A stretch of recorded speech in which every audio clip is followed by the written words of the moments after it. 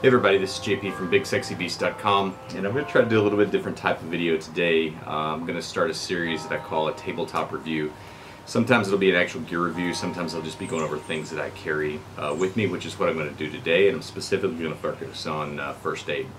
I'm not saying that this is the right or wrong kit to carry, this is just what I carry. And so I would encourage you to do your own research and come up with what is right for you.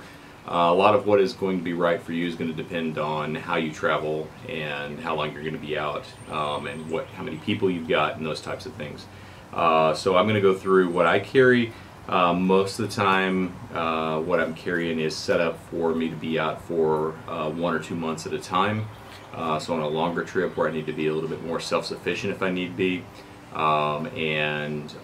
Sometimes I'm traveling by myself, sometimes I'm traveling with other guys or with family. So let me start out from an organization standpoint, and I'll put links to most of this down below.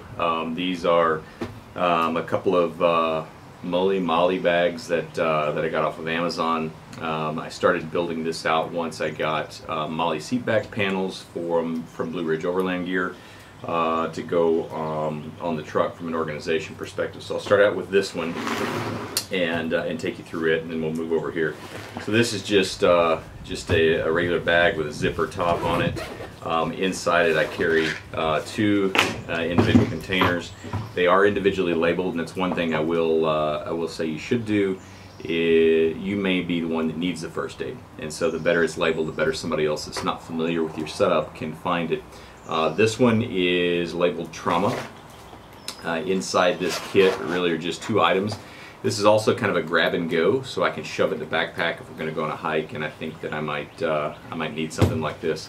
On this side I carry a quick clot. What this is a powdery substance that kind of quickly stops traumatic bleeding.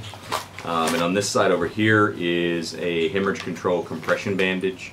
I actually have a couple of these, and this is kind of you can do it yourself, which is nice. Sometimes I think these are also called an Israeli bandage, but it has a bandage that you can wrap around a large wound and pull and cinch yourself and lock in place. You can do it with one arm.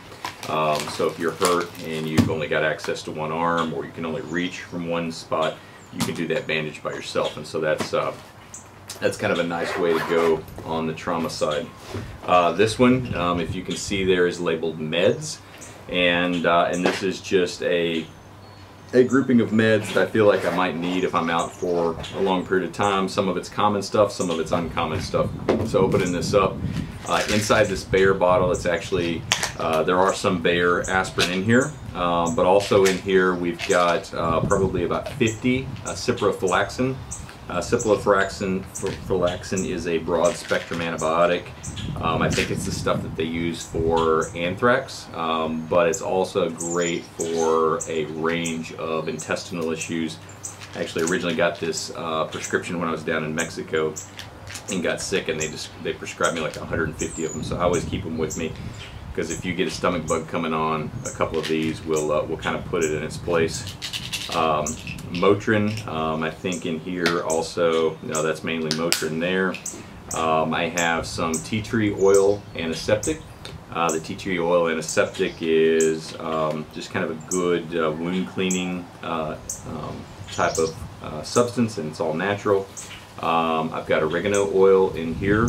It's good for sore throat. You can pop it on the back of your sore throat there, and it'll kind of settle down a sore throat. 4 vials of eye drops. So these, pretty often out in the woods you can get stuff in your eyes and you need to flush that out. Children's chewable Benadryl. Most of the time this is for the kids, but it works for adults too. You just have to take a few more of them. But chewable Benadryl, bee stings, histamine reactions to pollen, things like that. I've got a couple Vicks Dayquil, cold and sinus. I have 2 tabs actually of the good kind of Sudafed, the kind that's hard to get, to clear up any sort of congestion you might have. This is especially good if you're going to altitude. which obviously changing in pressure gives you quite a bit of sinus issues. I got a tab of Imodium in there for GI related things. I have again also from Mexico, but this is a tab of about 12 Supra. Supra is a anti-diarrheal, prescription strength anti-diarrheal. Let's see, what else did I carry in here? We've got Vontrol, V-O-N-T-R-O-L. This is also a prescription strength drug, and it is an anti-nausea. I don't remember these things just off the top of my head, so you'll notice on the back of the tab there, I've got them labeled. That's labeled anti-nausea. The other thing that is in this kit, and I keep these kind of dispersed in a few different places, these are Katadyn micropure water purification tabs. So you can drop this into water, and in about 4 hours it kills all the viruses. Giardia, Cryptosporidia. Probably not a bad thing to have right now, considering everything that's going on. So that's the meds kit, and it's just kind of loosely organized in here. We can get to it. Again, most everything's labeled, so if it's not me, other people can get to it as well. I found this guy off Amazon. I looked at a lot more expensive first aid kits, but this one had a lot of good reviews, and for the money, I don't remember exactly how much this was, but it was not super expensive, maybe $20, $30 in total. But it's a pretty good kit, and I like the way it lays out, specifically because you can unzip this here, and it folds out, and you can kind of get to and access everything. So maybe I'll start here and kind of work this way. So in here, and I'm not going to go through this in complete detail, but we've got alcohol swabs in here. I've got cortisone cream for anti-itch. I've got some Q-tip swabs in here. Let's see, what else do I keep in here? Electrolytes. I've also got more Sudafed tabs in here. Big believer in the Sudafed tabs. I have a tube of anti-acid tablets. I found some wound seal. So this is a topical powder for minor external bleeding, and it's the brand name is Wound Seal. Good for just, you know, kind of minor lacerations, things of that nature. So that's kind of what's in that fold-out tab here. In this organized medicine section, we've got adult strength Benadryl, 100 tablets. It's the 25 milligram version. Imodium, 30 caplets of Imodium. And again, you know, just seek your own medical advice before you take these and decide what to carry yourself. Again, this is just what I carry, not making a recommendation on it. Extra strength Excedrin, I like this because it has acetaminophen, aspirin, and caffeine all together. I find it works pretty good for me personally for fever. Adhesive medical tape here. I've got a couple of compression bandage wraps that I can do in this pocket right here. All sorts of different types of Band-Aids. So I've got the large format ones. I really like those out. I tend to wipe myself out a lot trail running, and I need a bigger bandage to cover it up. I've got smaller Band-Aids. I have butterfly closures and steri strips in here, so you can kind of do some level of stitches yourself out in the bush. All of these two are the tough strip version of Band-Aids. I like the more fabric back for being out in the woods. They have a little stronger adhesive. They also wear a lot better if you're on a long distance hike or you're going to be out for a while. They just hold on and last a bit longer. So over here on this side, we've got some betadine wound clean here, some Motrin ibuprofen, wound wash. I expect this is probably just a saline cleaner here, a tube of Neosporin. Let's see, what else do we carry in here? Sterile medical exam gloves. Again, hot commodity right now given everything that's going on.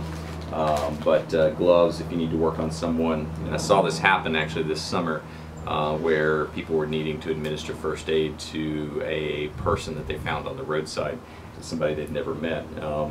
So you got to think about that a little bit differently than you would think about maybe doing first aid on a family member or somebody that you knew really well in your group.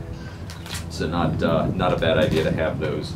I've got a light stick in here. It's just a chem light that you can break in an emergency to get light. I've got a few popsicle sticks in here to do splints with. I actually even have one in here where there's half of it that's cut off because I've used it for a splint in the past. I broke a thumb in Utah a couple of years ago and used part of it to make a thumb splint, put the other part back in the first aid kit.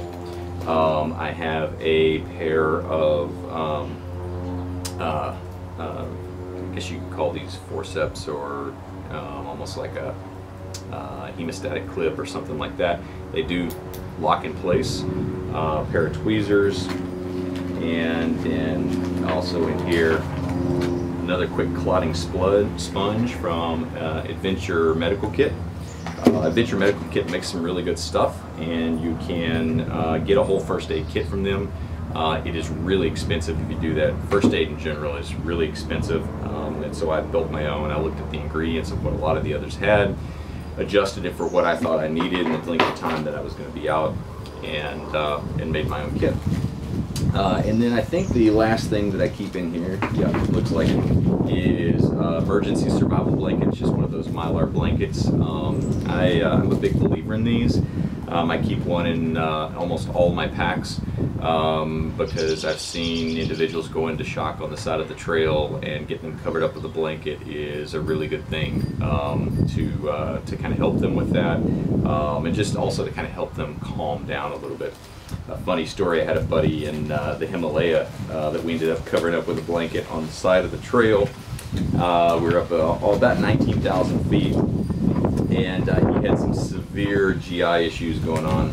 I did not have a kit like this with me at the time, but we did have a blanket, and while he was sitting there suffering, a group of school kids kind of up on the Indian-Nepalese border come trekking through. Again, we're at about 19,000 feet, and they're hiking over a mountain pass to go from one village to the next to go to school. So just kind of a funny story there about a blanket on the side of the trail. So that, and then again, one more of the Israeli bandages. I'll put some links to some of this stuff on in the description. I'd be very interested to hear what you carry, things that maybe you carry in your kit that I didn't have in mind that you think that I should add. Or if you have questions about anything, please pop it in the comments below and I'll answer it to the best of my ability. Hope this is helpful. Hope you like this format and series. Give me some feedback if you like these kind of tabletop reviews. I thought about doing one maybe on recovery and recovery gear and other things that I carry in the truck, just to get into a little bit more detail as opposed to kind of the broader videos where we're doing a walk around and covering everything at once. So anyway, thanks for watching. If you liked the video, please like and subscribe, and visit us at store.bigsexybeast.com, and check out our patches and stickers and things like that. Thanks again for the time.